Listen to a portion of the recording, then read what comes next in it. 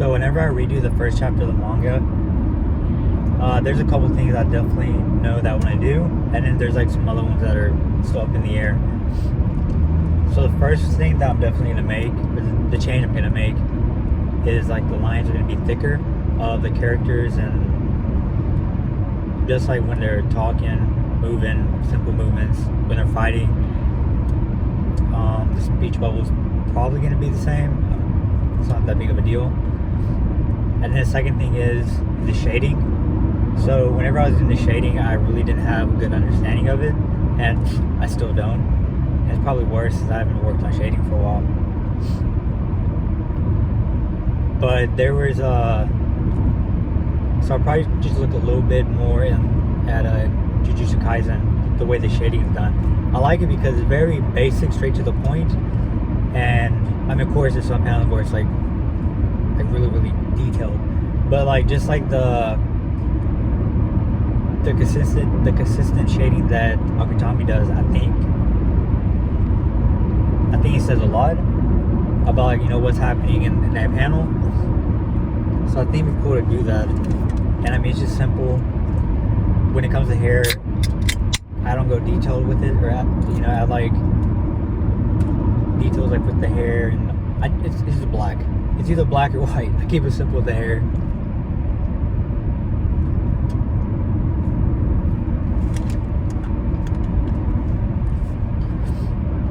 And then another thing is with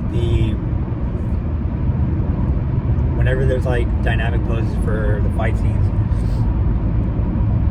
because I've been practicing a lot, now I have a better idea on how to move the boxes around, create the boxes, how to make them more dynamic. And because I'm on the iPad, my mouth is dry, my lips are dry. Because I'm on the iPad, now I can, you know, do sketch quicker, because normally I'd probably spend 15-20 minutes on sketch. So being on the iPad, I can just do sketch, and then I can do another layer and start creating the muscles and make small tweaks to where, you know, I get the angle and just the proportions of the body and all that. So it's gonna be more dynamic and a lot more panels. Because obviously I didn't do that many because I was just trying to hurry up, finish up the chapter, get out there. And I feel like that messed me up a lot. It messed with the manga because I just missed a lot of opportunities for the characters, and I just did a half-ass job. I mean, I'm glad I put it out. I mean, that's the most important thing. Whenever I was working on it, I was like, let me just go ahead and finish it. I'm happy the way the dialogue came out. Because for me, that was like the biggest thing. Because it's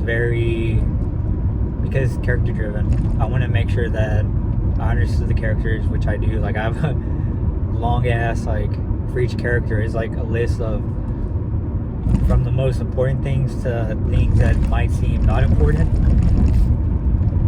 but to the character it does. Whether it's like just little stuff. And yeah, I pretty much, I'm just trying to find a balance. Like, how can I say enough to where I get the point across what's happening, and then not have to draw another 2 pages because one panel might take 3 hours, and then there's still like like 3 more panels to do, and there's another 12 hours. I'm like, I just want to get this over with. Like, I want to move on, and I just get impatient a lot of times because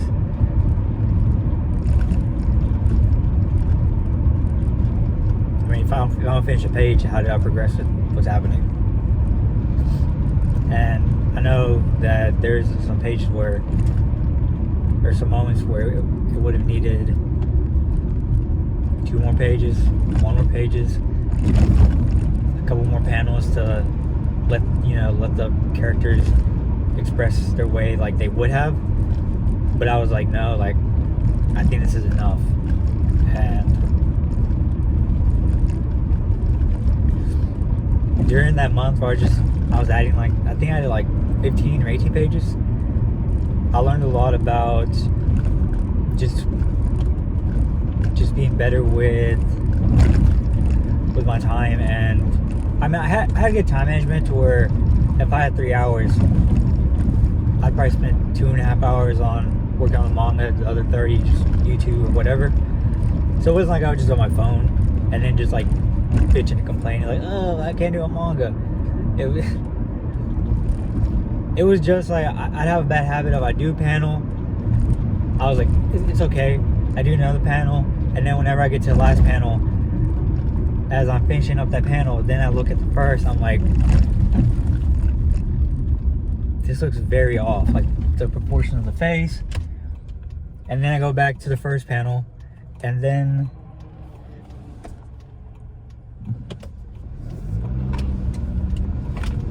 whenever I get done with that, I'll go, oh crap, like there's something wrong with the second panel, and then I'll go back and work on that.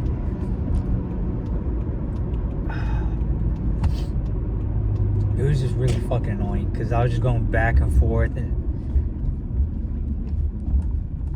even thinking about it, it's frustrating. And it was because I didn't have a good understanding of what was happening or how to draw the face and all that. I would just like do a basic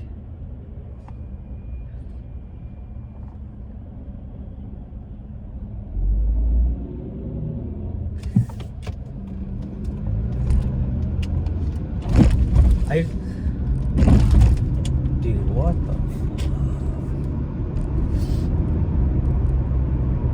yeah, just thinking about that, it's very, very frustrating. But now that I have a better idea with sketching, that'll be quicker. Now I also have I'll say that I built the habit to where whenever I don't know what I'm doing, I go ahead and just ask myself, what's the best reference? Like, just go in the bathroom, take a quick picture, maybe go online and Google John Wick fight scenes or something, maybe with Dragon Ball Z and the manga. Like, I'm really happy that I just built the habit to where once I start to realize that I just don't know what's happening, I have like this built-in memory, like, okay, so what do I need to do? Manga, do I need a YouTube, do I need a video, do I need to take a picture, whatever. So I'm super happy about that, and that's gonna be helpful whenever I start working on the manga again. So definitely this time around, like I already have like a good idea on how to just create a schedule to where it's like, you know, from 5 to 6 work on panel 1, from 7 to 8 work on panel, you know, 7 to 9 work on panel 2, and that way I tell myself, okay, I have 2 hours, what's the best way to approach this?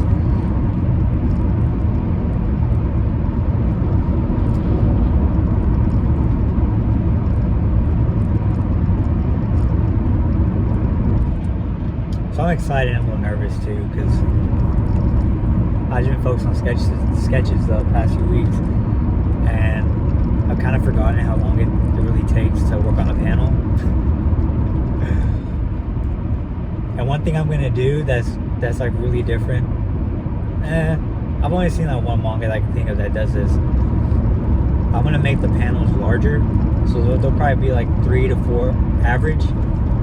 Because with a lot of, like, you know, Dragon Ball Super, Chainsaw Man, I'll probably say 5 to 6 panels, since it seems to be the average. And I'm probably gonna do 2 to 4. And the reason I want to do that is because like 2 months ago, I started watching videos on directors and how they create their shots and all that. And watching that, I was just asking myself, why not apply these strategies to the manga? And of course, like, the only manga I can think of that kind of has done this with the wide framing of the panels is what's it called? I think it's called Komi-san or Komi-san. Komi Can't Communicate. There you go. And because like all the panels are super wide, and it's as if you're, I forgot the exact, I think it's like 15 millimeter. If you watch a movie, it's like super wide, ain't it? Yeah, I mean, that's pretty much it. So I'm thinking about doing that to where a lot of the panels are larger, Maybe 2 to 3 is gonna be the average. 4 if there's a lot of dialogue. I don't know.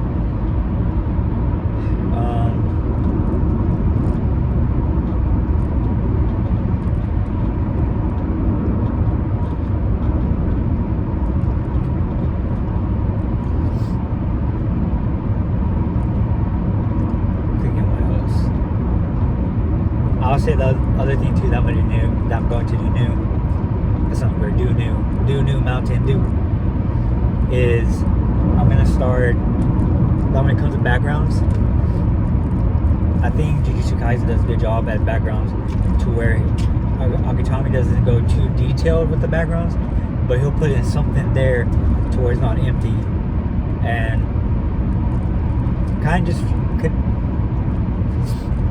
fuse that in with also like Fujimoto, the way he does his backgrounds. He's very smart about how he takes up space to where it doesn't look where it's just empty. And I'll just continue to just take notes on that and how I can just get better at that.